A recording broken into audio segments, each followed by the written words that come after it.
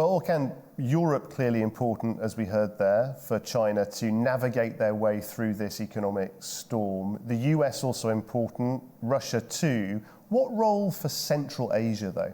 Yeah, the circumstances enveloping Central Asia, they're incredibly complicated. It would be utterly impossible to understand those circumstances in simple terms. I think that one element there is that China has been increasing its economic presence there, particularly after February 2022.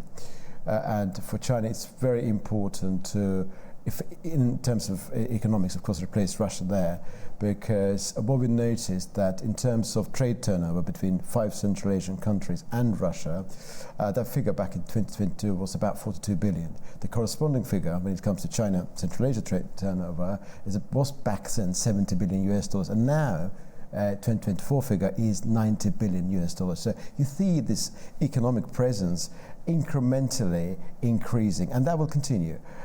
And we also noticed that there is a competition involving the US and China in the context of a middle corridor in particular, because for China, from Chinese perspective, middle corridor is a perfectly plausible proposition because it does connect China with Europe via Central Asia, South Caucasus and Turkey.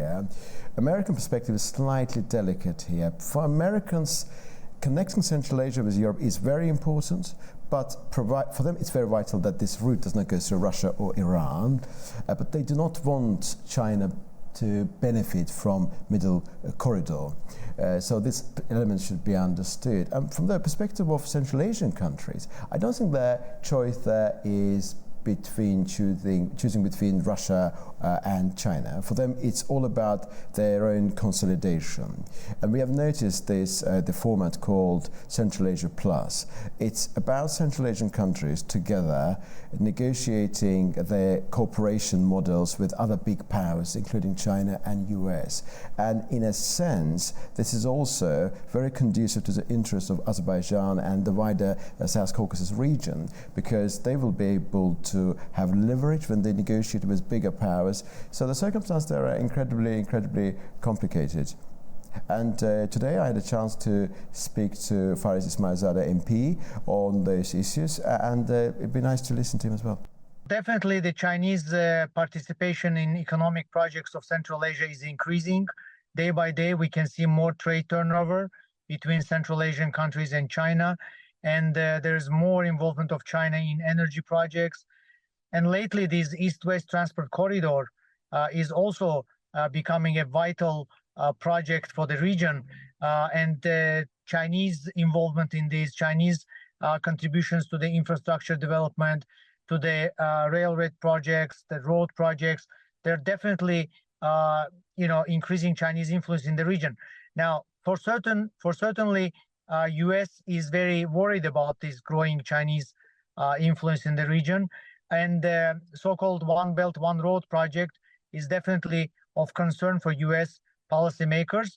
They believe that this will further cement Chinese economic presence and political presence in the Central Asia, Caucasus, Greater Eurasia region.